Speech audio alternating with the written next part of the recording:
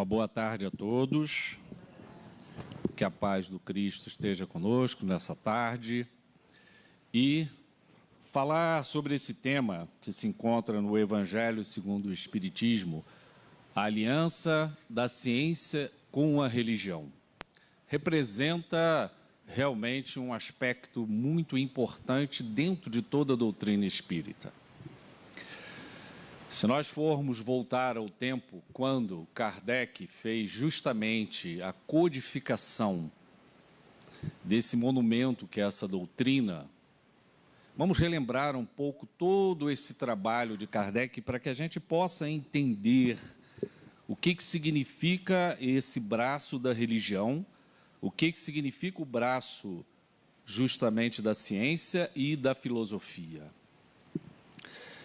A gente sabe que a religião, durante muito tempo, ela permaneceu como quase uma imposição sobre os seres, na medida em que não se havia um espaço para se pensar, para se analisar, para se criticar o que estava sendo colocado pelas religiões.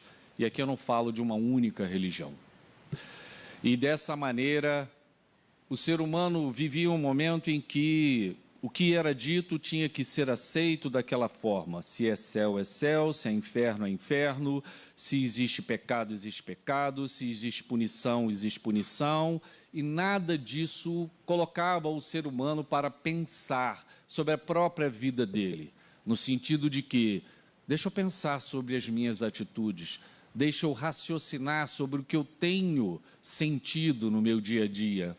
Deixa eu começar a refletir um pouco sobre o meu trabalho, sobre a minha relação dentro da minha casa, com meus filhos, com meu esposo, com a minha esposa, com meus companheiros, com quem seja que for.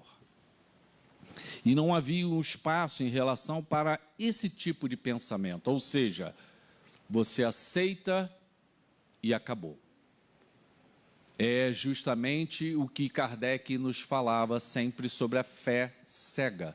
É aquela que você não pensa. Do outro lado, a ciência vinha se desenvolvendo na medida em que trazia um pensamento diferente, mas completamente desconectado também com a espiritualidade maior, sem nada de ligação com o mundo divino. Uma ciência materialista, em que analisava as coisas dentro do laboratório, em que aquilo tinha que ser A mais B igual a C, e você precisa provar que aquilo ali é uma verdade. E aí você diz que aquilo é científico. E aí, religião ou espiritualidade de um lado e justamente a ciência do outro. Kardec, diante dessa situação, ele coloca a doutrina espírita não como uma coisa só. Ele nos traz uma visão integrada de tudo. Justamente para que nós, enquanto seres pensantes e inteligentes, possamos raciocinar sobre as nossas vidas. A gente possa refletir sobre ela, analisar, planejar, decidir o que a gente quer. Afinal, Deus nos deu uma coisa muito importante, que é o livre-arbítrio. Se Ele nos deu o livre-arbítrio, é importante que a gente utilize tudo isso em nosso benefício, em benefício do próximo e em benefício do planeta em que nós vivemos. É uma maneira de nós nos colocarmos de uma maneira saudável dentro das nossas próprias vidas. E dessa forma, se nós formos observar como Kardec veio estar entre nós, Kardec ele tem uma caminhada na encarnação, que ele é um educador, ele é um pedagogo, ele escreve artigos, livros, ele é um homem da ciência, e num determinado momento ele é convidado a compartilhar algo diferente. Mas até quase 50 anos de idade, Kardec era educador, pedagogo e um cientista. Veja, quando Kardec inicia todo o trabalho de codificação da doutrina, vamos lembrar, ele não veio como um profeta. Kardec não veio como um Messias entre nós. Ele não veio falar, fazer palestras, ser um orador que ia transmitir ensinamentos para todo mundo. Ele não veio com essa missão de realizar isso. Kardec, quando veio entre nós, ele veio como um pesquisador. Ele veio para analisar justamente o mundo espiritual e as nossas relações e estabelecer isso claro para todos nós. É diferente quando Jesus esteve entre nós. Jesus veio nos trazer uma revelação importantíssima, um código de ética moral, amar a Deus acima de todas as coisas, amar ao próximo e amar a si. Jesus veio nos trazer o perdão, o exemplo da fraternidade, de saber ser amigo, companheiro verdadeiro, que todos somos iguais. E que, acima de tudo, precisamos entender que somos falhos e que precisamos nos amar e, acima de tudo, nos perdoar. Kardec, ele vem e ele analisa tudo isso para também nos revelar, mas nos revelar de outra maneira, nos esclarecer de outra forma, porque tudo isso já existia. Ele trouxe, então, uma porta que se abriu para a espiritualidade. Porque Jesus mesmo já tinha nos dito que ele não poderia falar tudo, ele não poderia esclarecer tudo, ele não poderia dizer tudo para nós. Por quê? Porque nós não estávamos preparados ainda naquela época de Jesus para entrarmos em contato com todas as verdades espirituais. Não era o momento para isso.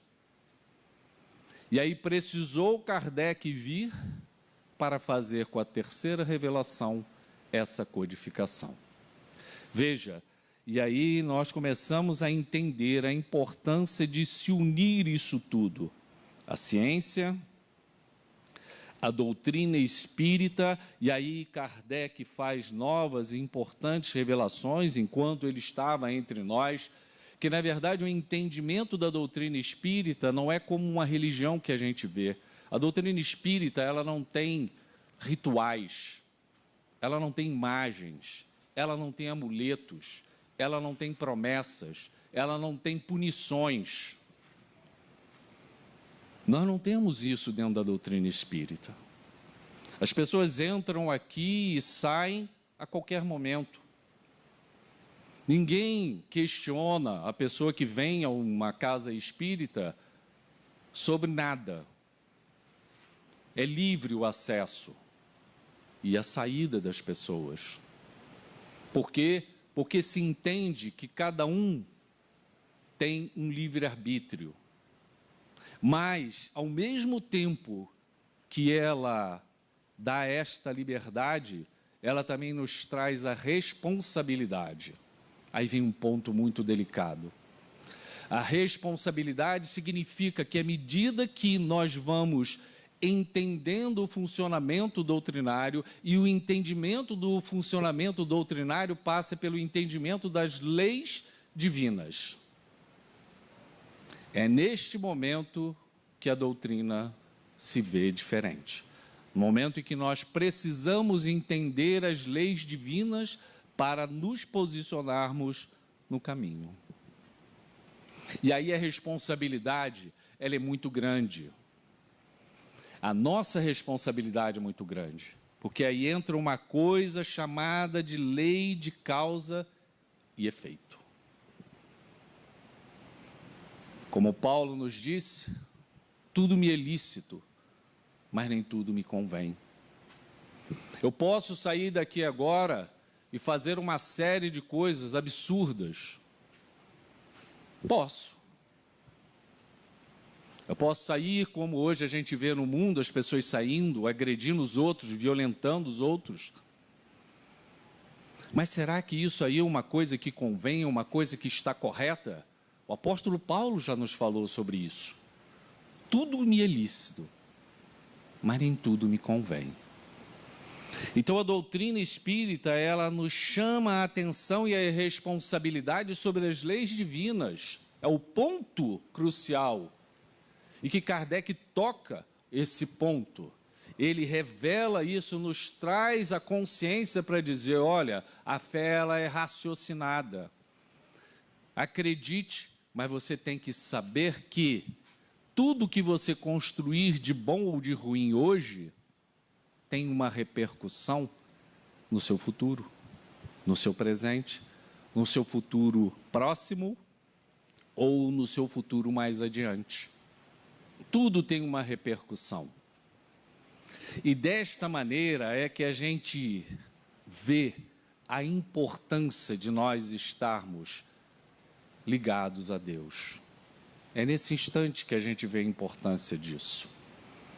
E é quando justamente Kardec, ele vem nos trazer, através da sua visão de um ser, de um espírito que estava com uma missão completamente diferente, é que ele traz dentro dele mesmo a essência do Criador. Nesta hora nós vamos reparar que Kardec, ele faz uma grande modificação em tudo que já tinha estudado. Pois bem, nós vamos ver coisas maravilhosas ao longo desse estudo, coisas profundas em que o mestre Lyonês vai nos trazer na sua beleza, no seu esclarecimento, naquilo tudo que ele nos traz de profundidade, de um espírito que já tinha caminhado muito ao longo da jornada evolutiva. E ele teve a opção de não realizar nada. Ele teve essa opção e a espiritualidade já estava preparada para um substituto, caso ele não pudesse seguir adiante com aquela missão que ele tinha estabelecido com a espiritualidade. Aliás, é uma questão que pode acontecer com cada um de nós. Viemos a este mundo, encarnamos, viemos com um planejamento reencarnatório, mas muitos de nós fraquejamos, caímos, rastejamos, nos entregamos às dependências emocionais, psíquicas, as dependências, as substâncias que existem neste mundo, que hoje se transformaram num mar a habitar os lares, e que nós precisamos manter a vigilância que Jesus nos pediu. A vigilância representa, na verdade, a atenção nossa à moralidade cristã, a nossa atenção àqueles a quem nós temos a responsabilidade de cuidar, de educar, de estarmos ao lado. Cada um que está aqui encarnado, ou os espíritos que se encontram hoje aqui a compartilhar tudo que estamos a conversar aqui e a pensar, somos responsáveis pelos nossos atos. Vamos ter que dar conta de tudo, mais cedo ou mais tarde, de tudo o que pensamos. Sabem, aqueles pensamentos mais profundos, mais íntimos que temos, mais desequilibrados, mais desconcertantes, que teríamos vergonhas de falar, vamos ter que dar conta desses pensamentos. Eles são registrados e nós, perante Deus, em algum momento, teremos que dar conta, porque isso representa ainda o nosso estágio rastejante, ainda enlamaçado, que nós vivemos e que nos leva ainda a uma perturbação muito grande. Pois bem, pensemos o seguinte: o mestre Lyonês, na sua excelsa inteligência, perspicácia, um espírito extremamente habilidoso no sentido moral, é convidado naquele tempo a participar de algumas reuniões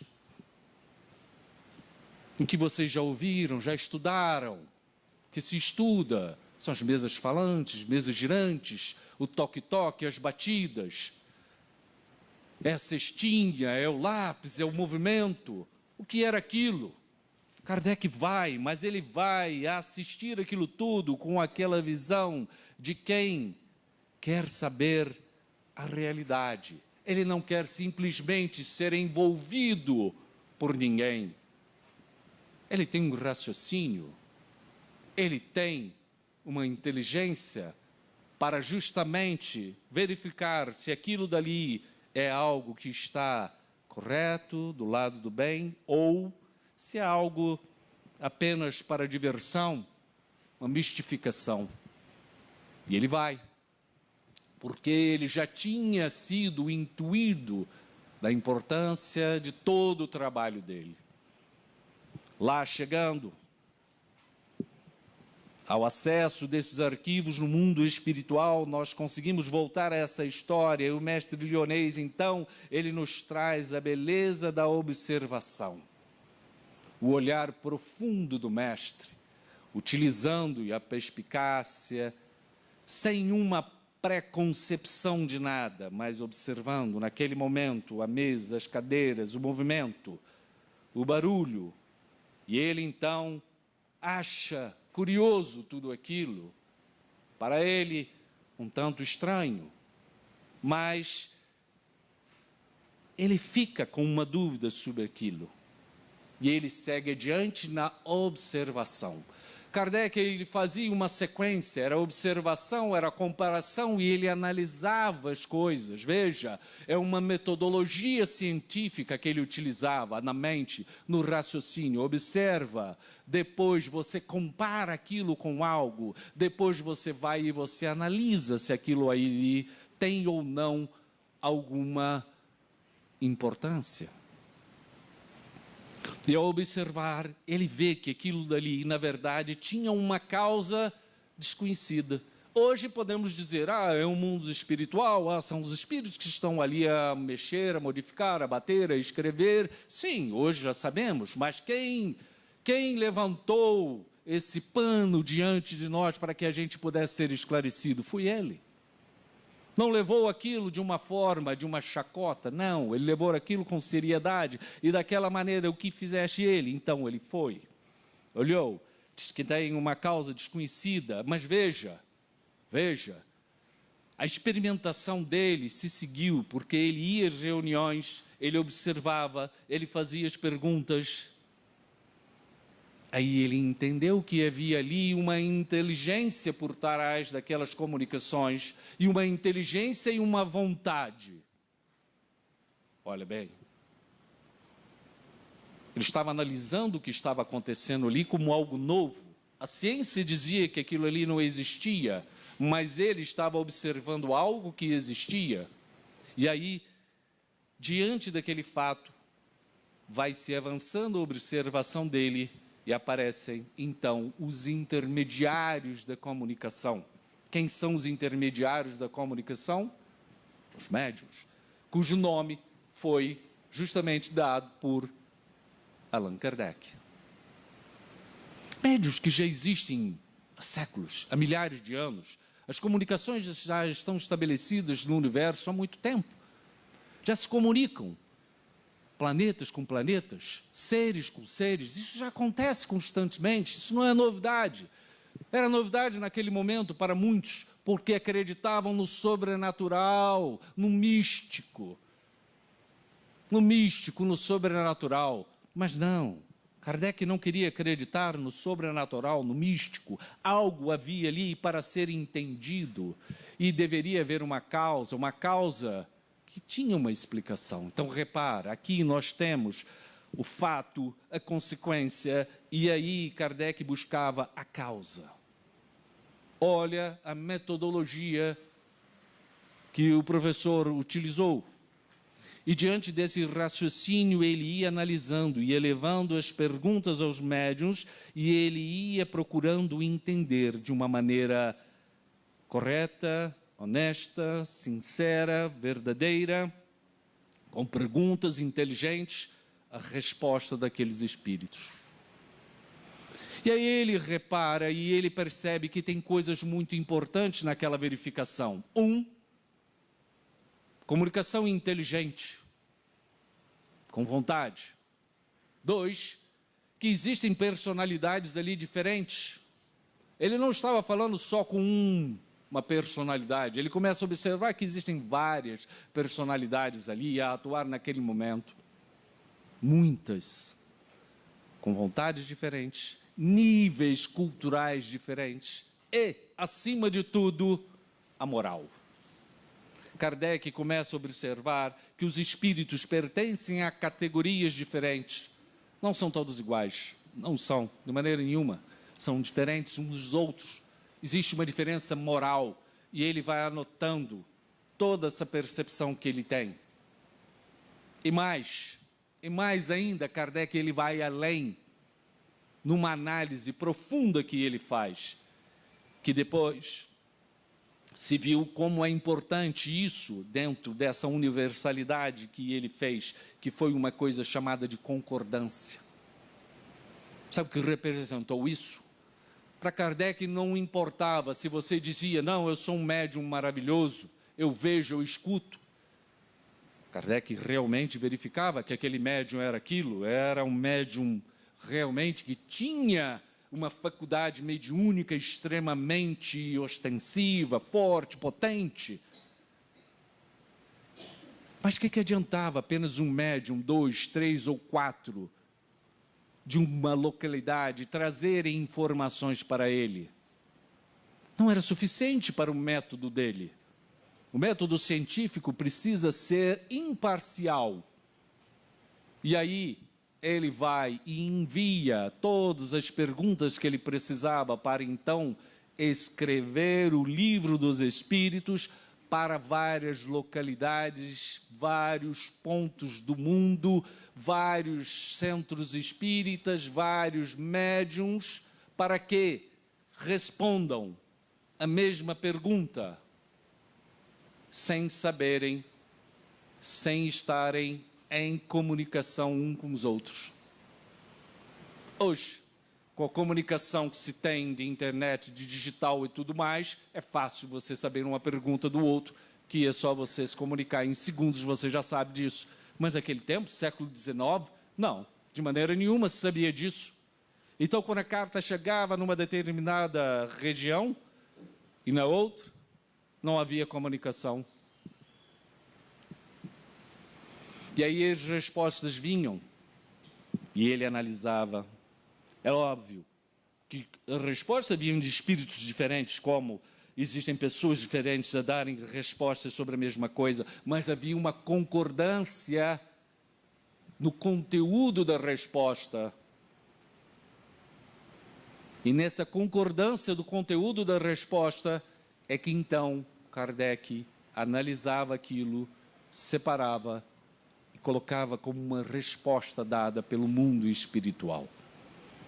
Ah, mas não teriam respostas que vinham completamente desequilibradas, completamente equivocadas ali? Vieram muitas. Por quê? Porque existem da mesma maneira que pessoas que são pessoas desequilibradas, que gostam de brincar, que gostam de uma chacota, existem espíritos também que se adoram desse tipo de questão. E aí mandavam também mensagens que não eram mensagens honestas, verdadeiras, que tinham uma integridade, uma probidade. Não tinha nada disso. Mas Kardec, ele, utilizando o senso dele, crítico, de análise, ele separava, eliminava aquelas que não estavam de acordo com a moral do Cristo. Precisava estar de acordo com a moral do Cristo. Isso é importante. Isso é um aspecto extremamente importante, porque existe uma moral a ser seguida dentro da doutrina espírita, e essa moral é aquela que o Cristo nos deixou. E ela passa por questões fundamentais, que se não forem seguidas, nós não conseguiremos encontrar a paz. A liberdade que nos foi falada hoje, essa liberdade a gente só atinge, só alcança, só consegue no momento em que nós somos honestos conosco e com Deus. Se não formos honestos conosco e com Deus, nós não conseguiremos alcançar a paz que nós precisamos. essa tranquilidade que nós buscamos dentro de nós e para a nossa família, e para todos em volta, e para o planeta, e para o mundo.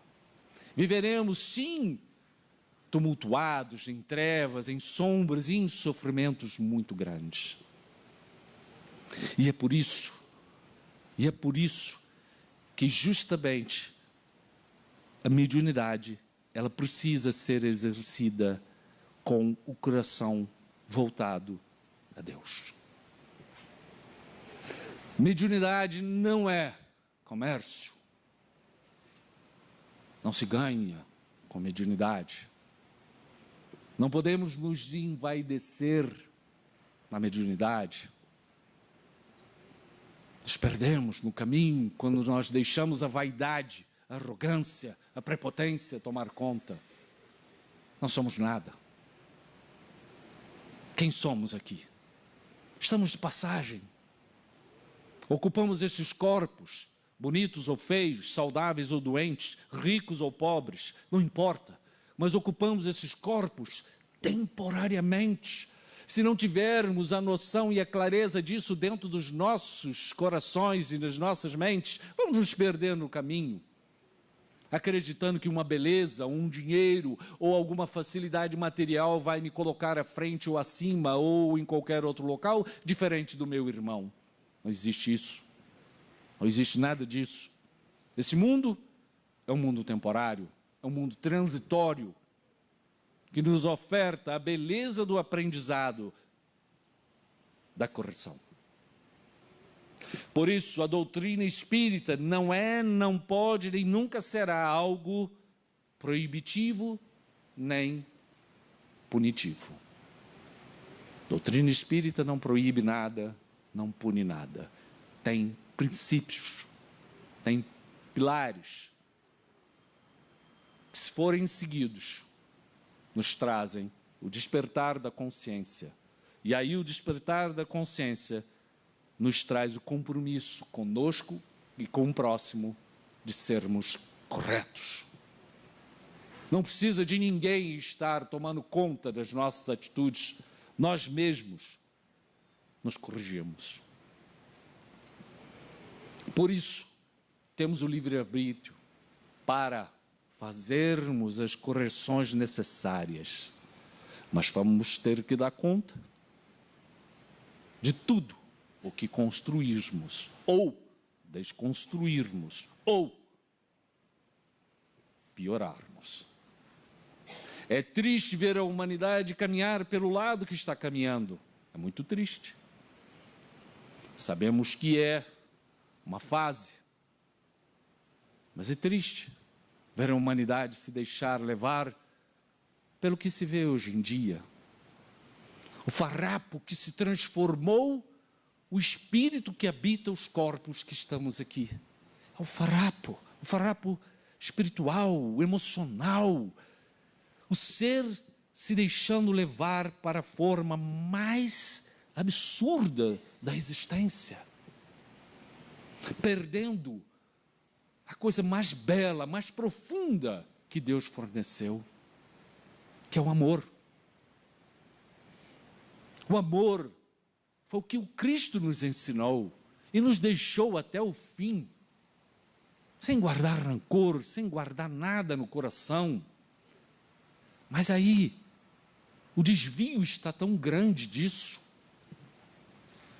A espiritualidade trabalha de uma maneira que nunca se viu, como se fosse um grande caldeirão quente, uma locomotiva incessantemente. O tempo é aqui para a Terra 24 horas, mas no mundo espiritual não existe tempo, não se dorme. O trabalho é contínuo, árduo, para que se auxilie aqueles que precisam auxiliar. E Jesus, Ele está no comando disso, e Ele abre o coração. E nós, trabalhadores do Mestre, servos do Senhor, estamos aí a servir incessantemente. Mas o ser humano se encontra numa situação de inconsciência, de afastamento dos valores. Há que se recuperar isso. Há que se retornar novamente a essa essência moral do ser. A situação que vemos é tão humilhante, é tão deprimente, o egoísmo dominando tanto isso, que o retorno ao estado de equilíbrio, ele tardará mais tempo. Por isso, todos nós que abraçamos aqui a doutrina espírita precisamos acordar imediatamente, não esperar mais nada para caminharmos de maneira diferente adiante e prosseguirmos no trabalho, a despeito do que esteja à nossa volta. O Cristo nos ensinou isso. A despeito de toda a maldade que existia naquele momento, ele não desistiu. Ele não esmoreceu, ele não entristeceu, ele não se abateu. Ele nos deixou a certeza de que somente através do amor é que encontraremos a paz que tanto buscamos dentro dos nossos corações. Não vai ser através do materialismo, que o materialismo, ele é um instrumento, ele é essa ferramenta que nos ajuda a caminhar aqui dentro, né? Mas daqui a pouco não tem mais nada material. Só resta o espírito, a essência do espírito, liberto no seu perispírito, e aí tem que dar conta de si mesmo, do que fez, do que não fez, do que tratou, do que não tratou, das mentiras, das traições, de tudo mais o que se faz dentro da humanidade quando estamos aqui encarnados. Há que se pensar. Doutrina espírita, ela abre aquela porta, sabe a porta que se abre? Tem um clarão depois, aí você olha, e aí? Vai atravessar ou não vai?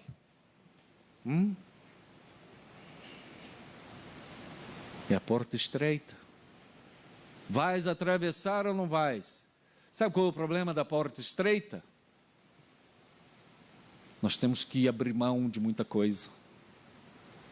E aí quando chega na hora de se atravessar, não queremos abrir mão. Nos apegamos e não queremos largar. Preferimos a porta mais larga, porque a gente quer ver se atravessa com tudo. Tudo que eu tenho, tudo que eu possuo, tudo que eu conquistei. Afinal de contas, eu conquistei isso tudo na terra, com a minha força, com a minha valentia, com a minha determinação. Eu não quero largar. Mas a porta é estreita. Só passa um. Se tiver muito gordinho, não passa, porque não dá para passar. Precisamos afinar nas qualidades morais, ficar somente o bem-estar moral, o amor, o perdão, a compreensão, a fraternidade. O resto tem que ser deixado para trás. Mas enquanto estamos aqui a caminho, queremos agarrar tudo que podemos agarrar. Nossa, não vai passar por essa porta. Aí bate na porta, volta, reencarna tudo outra vez. Que tristeza. O ser aí lamenta novamente ter que encarnar, chora, ajoelha, diz que vai mudar, que vai fazer diferente. Quantos estão hoje aqui a pensar isso? Encarnados e tantos outros desencarnados que estão a pensar isso agora. Como não aproveitaram bem a última encarnação, como poderiam ter aproveitado e não aproveitaram. Então, pensemos muito hoje sobre isso. Se estou chateado, revoltado, indignado, rebelde, irritado, raivoso, magoado, ressentido, esquece isso tudo. Deixe tudo de lado. Deixe tudo de lado, não serve para nada. Só nos faz adoecer. A porta é estreita, não cabe tanta coisa. E tem outra coisa. A porta estreita, ela é seletiva. Que muitos estão a pensar, mas e se eu deixar só as coisas, menos coisas, deixar um pouco do orgulho, um pouco do egoísmo, um pouco da vaidade, um pouco disso, eu carrego um pouquinho aqui, um pouquinho ali, fico magrinho, eu passo, não passa. A porta estreita é uma metáfora que foi utilizada, ou seja, ela representa, na verdade, essa passagem, mas a passagem é com os valores morais, então ela é seletiva, ela não vai permitir a passagem daquilo que não for verdadeiro. Não adianta tentarmos colocar uma pele, né, que engane, porque não passaremos.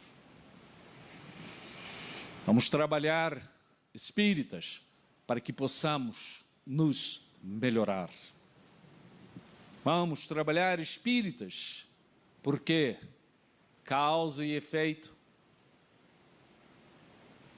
compromisso, consequências. O espírito tem que estar atento a isso. Precisamos pensar sobre essas coisas muito, mas muito. E ao retornar aqui sobre a ciência, há que se falar algumas coisas que são importantes ao longo do tempo. Ao longo do tempo nós verificamos o quê? Que a ciência ela vem se desenvolvendo e vem abrindo caminhos e vem abrindo e espalhando situações importantes para que a humanidade, ou de um lado ou de outro, desperte. Isso é verdade. Como você prova a existência do mundo espiritual? O ser humano toda hora precisa de experimentações para provar o mundo espiritual. Veja, Kardec, quando ele nos fala cientificamente sobre tudo, é importante que se pense no seguinte: Kardec estabeleceu uma metodologia para relações do mundo daqui com de lá. Relações. Repara, então é uma compreensão diferente isto.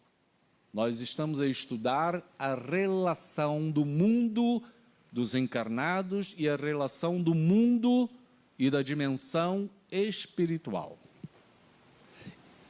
Isso é uma análise diferente. Não é como estar num laboratório fazendo uma reação química, ácido, seja o que for, e você ter um resultado. Não. Aqui o resultado é outro. E já está mais do que provado a existência do mundo espiritual.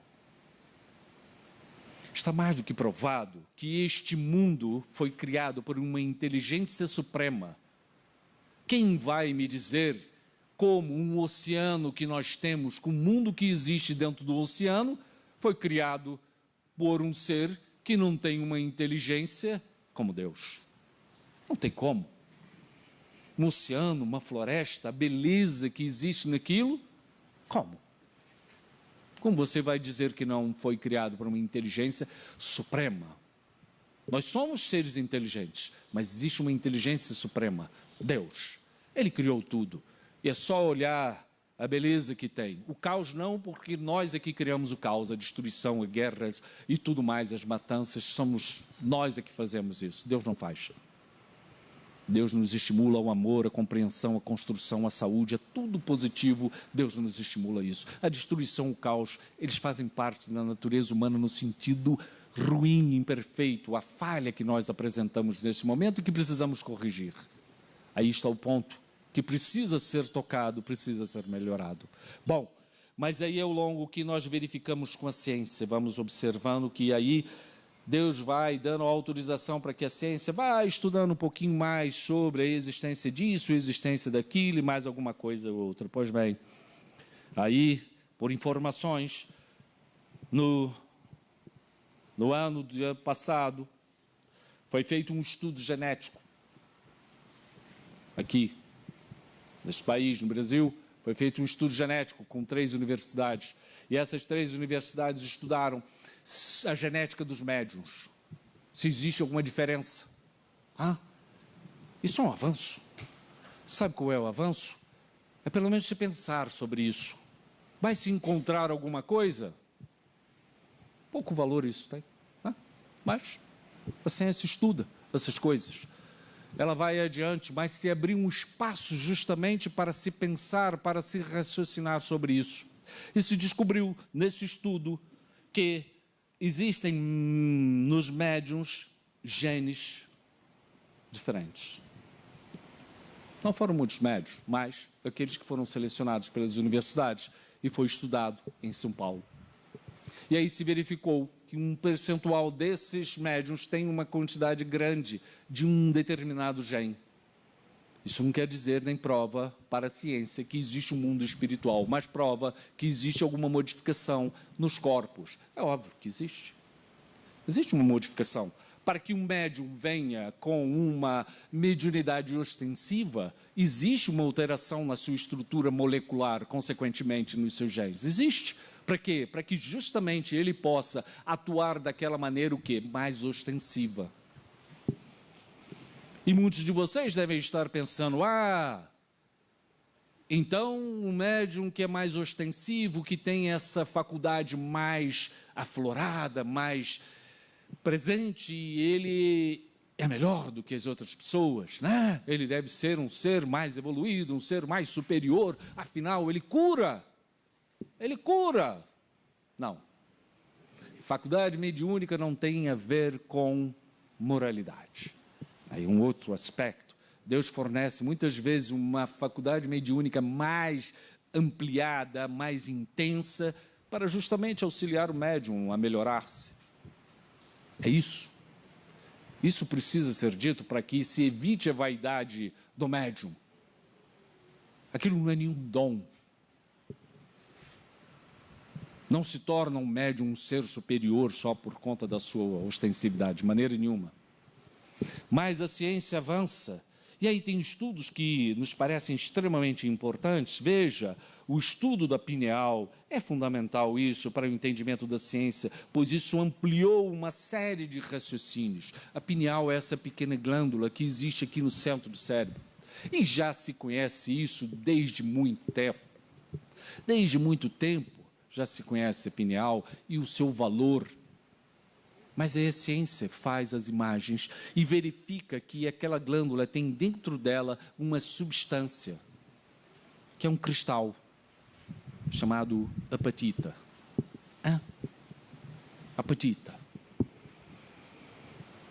E é um cristal que na natureza, ele tem várias cores. Não sei se vocês sabem.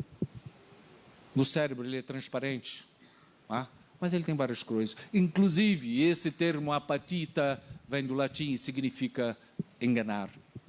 Mas por que enganar? Porque a apatita é um cristal, na verdade, que tem várias cores na natureza, verde, azul, várias cores. Então ela engana, ela parece que é outro mineral. Mas no nosso cérebro ela é transparente, ela tem cristais. Já viram uma sala cheia de espelhos? E aí bate a luz, o espelho reflete em vários pontos, e aí a luz vai batendo, ela vai se transmitindo para vários lugares, para cima, para baixo, para o lado, para todos os lados. É isso a glândula pineal, ela é esse centro em que a energia eletromagnética, a energia que vem do universo, a energia espiritual, penetra através dela, bate dentro dela, e esses cristais reverberam tudo que está ali dentro e dispersam aquela energia em relação ao corpo. Vamos explicar. O médium está lá na reunião. Aproxima-se um espírito, vamos dizer, o próprio guia espiritual dele, o mentor espiritual se aproxima, impõe as mãos, faz a conexão perispiritual com ele, transmite então aquela energia que vai através de um pensamento para o outro, penetra através dessa glândula, e é nesta conexão que aquela energia batendo dentro da glândula pineal dispersa e vai para a região cerebral que vai fazer o ato daquele momento. Se é para escrever, o médium vai e ativa a área cerebral da escrita e ele vai e psicografa. Se bate na pineal e a energia precisa ser falada, ele vai para a região da fala e o médium então fala. Ou seja, a energia penetra e é dispersada para o local da ação que precisa ser realizada. Aí é fácil entender que se nós sintonizarmos com os espíritos que não são tão bons ou tenham pensamentos que sejam moralmente cristãos, estaremos numa situação extremamente delicada. Porque somos antenas, a pineal está lá, aberta, e aí eu conecto com o espírito que compartilha comigo a minha prepotência, a minha arrogância, pronto. Passividade, juntos. E isto aí é mais comum do que se imagina, tá? Conectamos com a maior facilidade, como tomadas. Aquilo entra e sai, entra e sai, entra e sai, entra e sai, entra e sai. A todo instante. Depende da qualidade do pensamento. Por isso que é importante estarmos a pensar coisas boas, pensamentos bons, em oração várias vezes por dia. Por quê? Porque não temos o equilíbrio ainda suficiente para nos mantermos em uma frequência cerebral que signifique um estar em equilíbrio. Toda vez a frequência ela cai. E ao cair a frequência, por causa de uma irritabilidade, por causa de uma raiva, por causa de uma decepção, pronto.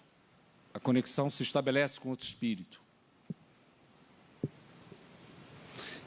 Quem faz a seleção, quem modifica o botãozinho seletor, é cada um. Cada um é responsável por isso. Aí teve uma época lamentável que a humanidade resolveu, dentro da ciência, fazer uma cirurgia muito tempo atrás. Alguns devem saber, outros não, os mais novos não, mas houve uma cirurgia em que eles achavam que deveria melhorar o comportamento das pessoas, né? E aí furava-se o cérebro e cortava-se uma parte do cérebro, para dessa maneira diminuir a agressividade, a impulsividade, seja lá o que for, até a rebeldia das pessoas. Mulheres sofreram isso também por causa de mudança de comportamento e a sociedade achou que aquele comportamento não era patriarcal e deveria ser eliminado. E essa cirurgia operou ainda durante alguns anos.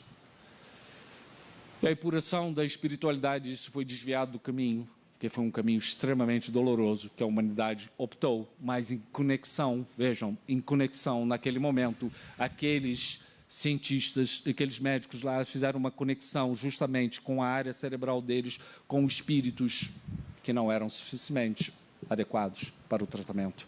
E aí eles indicaram um tratamento inadequado naquele momento e a humanidade padece naquele instante de um caminho extremamente doloroso, que está registrado na história da própria medicina e isso deve ser evitado. É um caminho que a ciência tem que evitar. Sempre. A ciência é para ser utilizado para o bem-estar. A ciência é para ser utilizado para a saúde física, mental, emocional, espiritual do ser.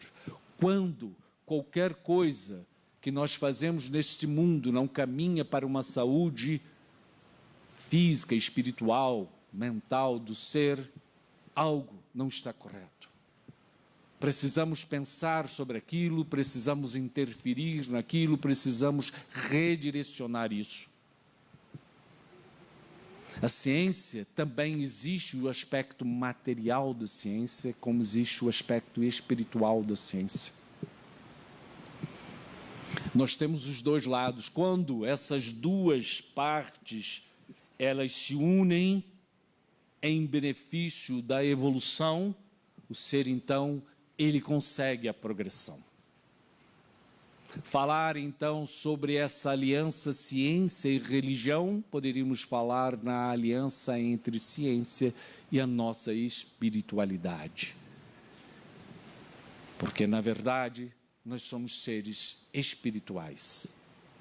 A experiência ainda é nessa trajetória, mas sempre devemos entender que a melhoria da ciência precisa vir associado às duas coisas. Dentro da medicina, cada vez se abre um espaço para a espiritualidade atuar, falar e se conversar. O futuro do ser humano, se assim o permitir, vai ser que a medicina se utilize justamente do conhecimento espiritual para fazer os diagnósticos de cada um, para fazer os prognósticos de cada um, para fazer a preparação do ser. Não mais falaremos em doença como algo ruim.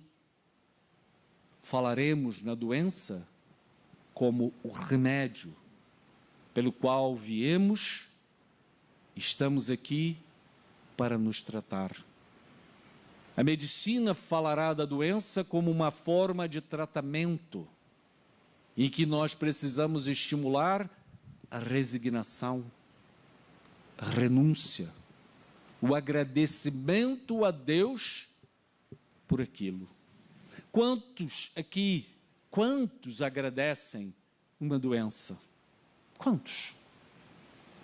Quantos agradecem a doença que tem no corpo? Muitos poucos. Por que eu vou agradecer que eu estou doente? Por que eu vou agradecer que eu tenho diabetes? Por que eu vou agradecer que eu tenho pressão alta? Por que eu vou agradecer que o meu fígado não funciona bem? Por que eu vou agradecer? Precisamos agradecer. Sempre. Se não sabemos a razão por que a doença veio, se não fomos nós que a causamos nesta vida agora, ela tem alguma ligação com o passado. E aí, ela vem para fazer a educação necessária, o ajuste necessário. Então, é uma santa doença. É uma santa doença que vem nos auxiliar neste momento a fazer a correção.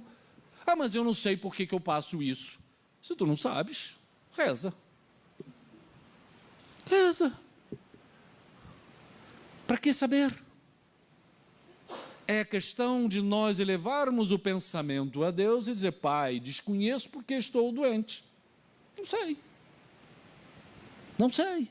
Mas me ajuda a suportar esta doença com calma, com serenidade, com dignidade, cabeça erguida, a trabalhar.